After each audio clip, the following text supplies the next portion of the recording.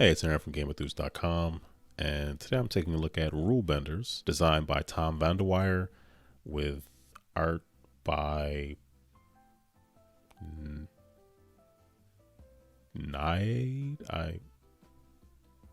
published by Game Brewer. Rulebenders is a hand management area influence game with our little friend here, Flexo, on this contraption that thematically someone picks up at a flea market, and essentially different board game themes are sort of blended with the overarching goal to earn chips to power the machine to get back to your time period since 1954.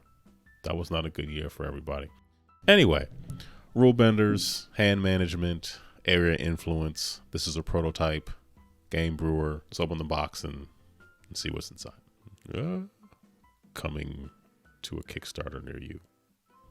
So as you can see, the board for Rulebenders is very large. The mechanics of Rulebenders are primarily hand management and area influence. And by areas, I mean all these gray spots here. You're going to be putting energy cubes of your color into them in order to gain influence. If you have the most at the end of a round in a given area, you get to have an effect on how the rules work for those specific areas.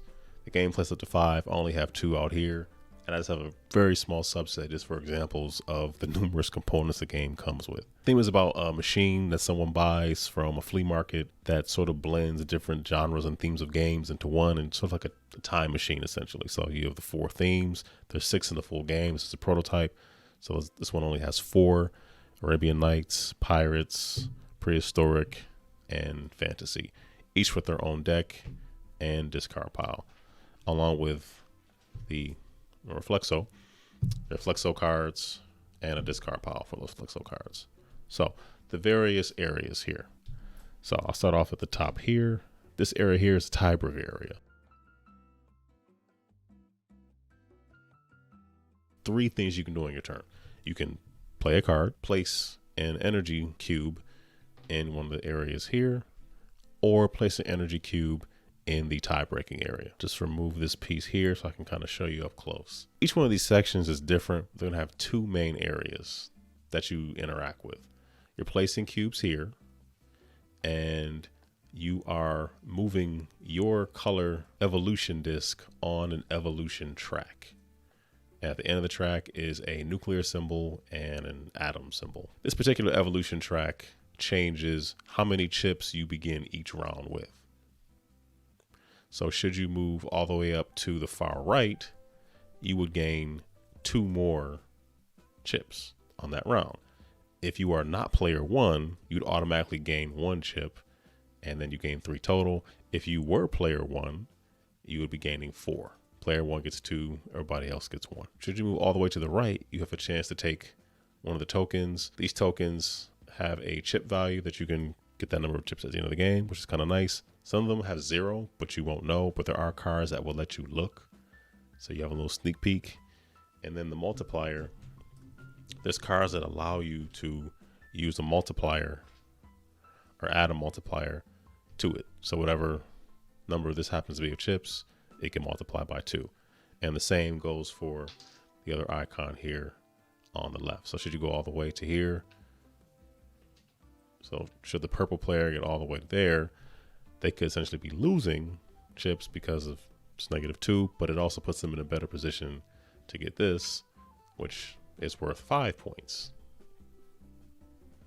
but you won't know. But all the players start off in the middle there. This area here governs how many cubes that everybody would start off with at the beginning of the game. So in the first round, everybody would start off with 3.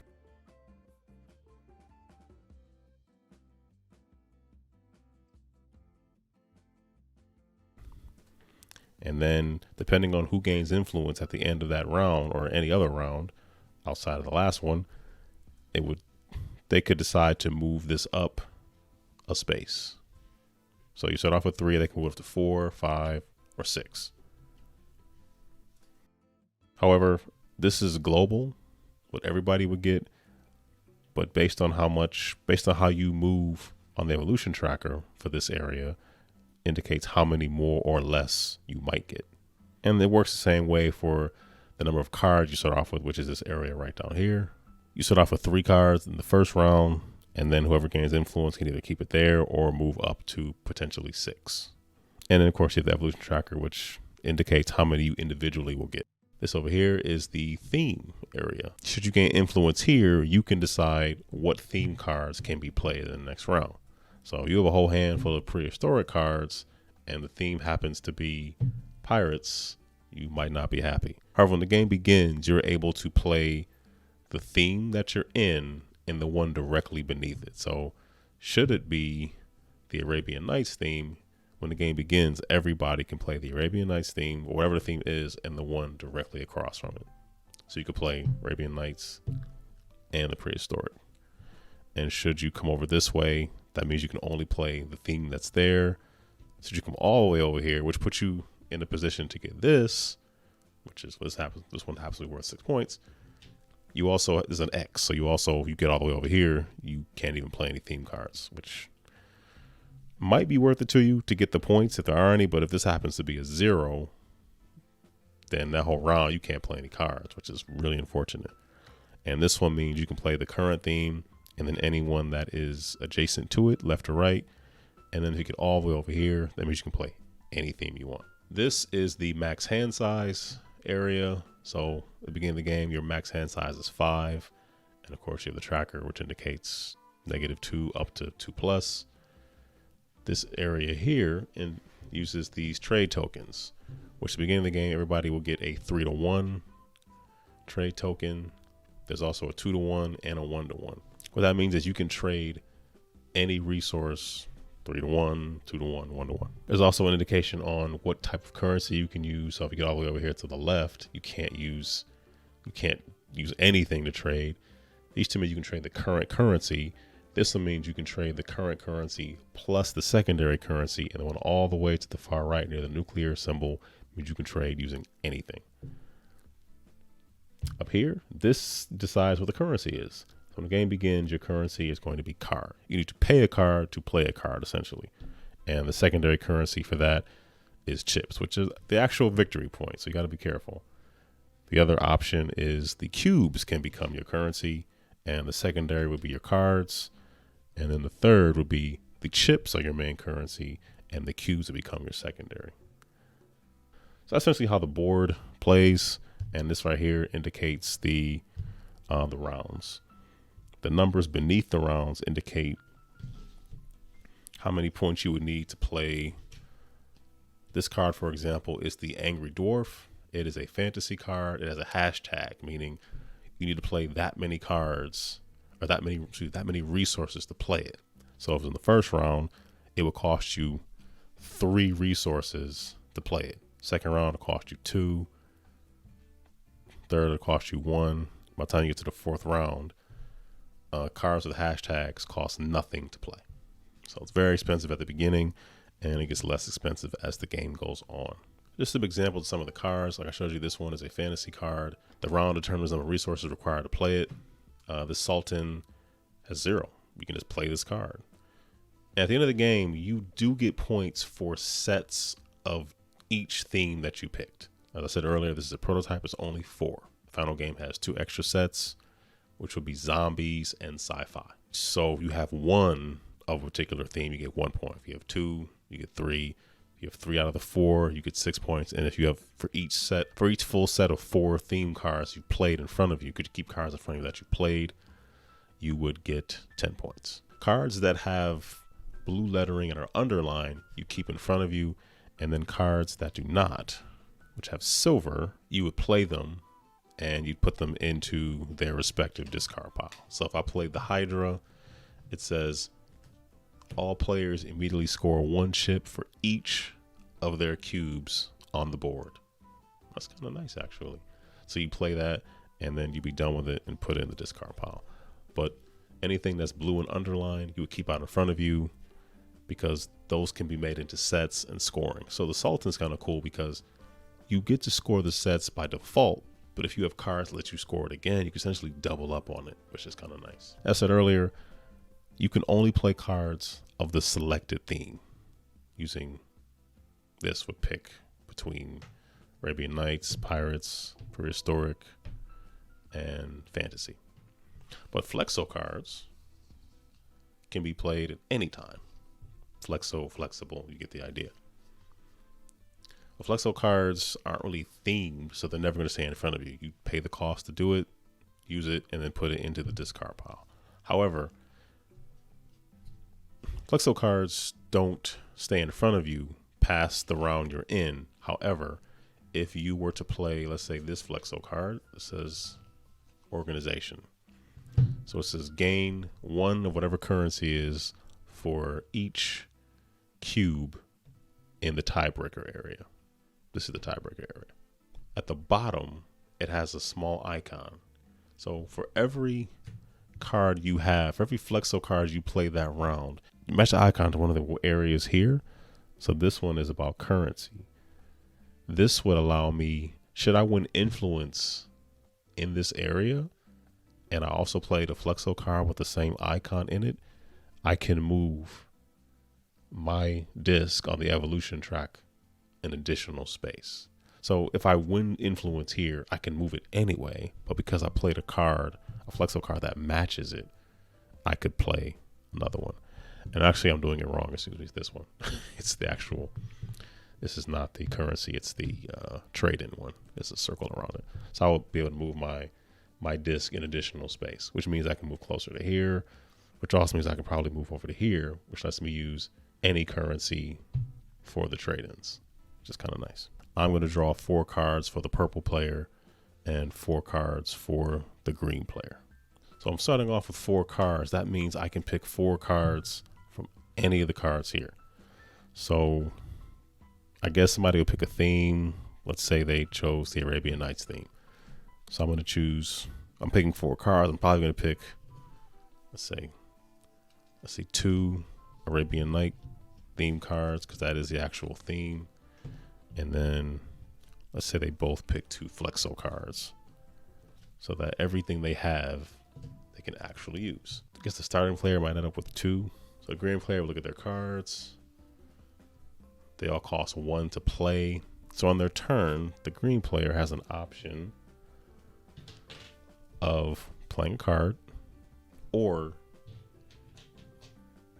placing an influence token on one of the areas. So they really want to be able to use any kind of currency they want, or at least the primary and the secondary. So they put influence right there. That'll be their turn. And a round ends when everybody has passed. So if you can't play cards, you don't have any more cubes, if you can't do anything or don't want to do anything, you would say you pass. That means for that rest of that round, you're out. You just sit there and watch till everybody else is done. Once everyone is passed, the round is over. So the purple player has the belly dancer card. That's going to cost 3 of the currency. The current currency is cards. So that would kind of cost a lot to play that. So maybe we're not going to do that right now. Okay, the purple player can't really do anything either. So they're just going to place a cube on the draw function. So they're trying to gain influence on how many cards players can draw at the beginning of the round. So back to the green player. Okay, this one says gain 1 of any of the 3 currencies for each lock cube on the game board. There aren't any. So they're just going to pay with that one to play this one. Gain 3 of any of the 3 currencies if you have at least 10 cubes in your personal reserve. It's the beginning of the game. So yeah, I have 10. So the current currency is cards. That means I can draw 3 cards. So let's say I draw a Flexo card, and since the theme is Arabian Nights, I draw 2 of those. Cards that have a little orange fist on it means they're confrontational cards. They're sort of a take that card. This one is still 1 random card from each player. Costs 2 to play it. Oh, this one is the Sultan. So the Sultan sort of doubles up on the set collection of having 1, 2, 3, or 4 of a set of theme cards that you played in front of you at the end of the game. Also costs me absolutely nothing to play it. So, and it's the theme. So, yeah. Okay, so fast forward, let's say both players passed and they both put out 7 of their cubes. You would resolve each area, figure out who had influence, and they're able to make changes. So right here, purple player clearly has more influence on the draw size in between rounds. So they would decide to move it up to 4. Well, I guess it was on 4. So let's say they move it up to, well, so they would decide to move it up to 4. So everybody would draw 4 cards on the next round, and then they get to move their evolution disc a space. So now they're going to draw 5 because the space they're in is a +1. So they get, so just them individually, they will get an additional card to draw. Over here, purple also got influence on themes. So they're going to move over to basically have 3 out of the 4 themes available. The one that's picked and then 2 that are adjacent to it. So let's say a theme was pirates. That means Arabian Nights and the prehistoric themes would be available to them. Whereas the green player is still on the space they began, meaning the theme that you're on and the one directly across from it. Say purple also won this area here, which is about hand size. So they're going to move it up to 6, and then they're going to move their token up 1. So their hand size max will be 7. So if you find yourself in a situation where you don't have cards you can play, but let's say you have a lot of chips, let's say you have a lot of cubes, you might want to use these trading tokens to swap things out, hoping to get something good. You know, if you're able to move it up till you get a 1-to-1, you could trade in, 3 points to get 3 cards. If you think it might help you, you go for it. And as that Flexo cards are always able to be played regardless of what the theme is. And while Flexo cards do offer a perk in terms of the evolution tracker, should you gain influence there. So that's sort of a brief overview of how Rulebenders is played. The 4 rounds go pretty quick. The first round's kind of long because you're trying to figure out, what do I do here? But then as you keep going, once you get it, you just have to remember what the currency is. Because there were some rounds I played where I was like, oh yeah, let me take this card action. I was like, wait a minute. The currency is no longer cards. The currency is energy cubes. So it's like, oh. So I knew that going forward, I wanted to make sure I could do the primary currency like everybody can do, and then get to a spot where I can do the secondary. Because when you start off here, you're only able to do these 3 spots here do the same thing. They all just do whatever the currency is. This one does the primary currency and secondary, and then this one does everything. Doesn't matter. You can spend any resource, be it chips, energy cubes, or cards, to take actions. That's Rulebenders from Game Brewer. It's an interesting game. I haven't played anything quite like it. I've kind of felt at first it might be a little difficult to remember like what all the rules are. But the thing is, when you start each round, because you're spending time in between rounds figuring out where you are, what perks you will or won't get, you'll know for the next round where you stand. You're going to know that you're not going to have any cubes, or you'll have less than everybody else, or what have you. And you play the cards you have. You got to get cards, though. But there's also a trade-off. If you have too many Flexo cards, you're in no position to score points into the game for sets of theme cards. If you play all theme cards, that means you're putting less focus on potentially moving up more spaces on the evolution track based on the Flexo cards you played that match the icon. So you don't want to lean too far into anything. So ultimately, if you have a decent amount of table space and like bending the rules to help yourself out or hurt others now or definitely later, Rulebenders is probably the game for you.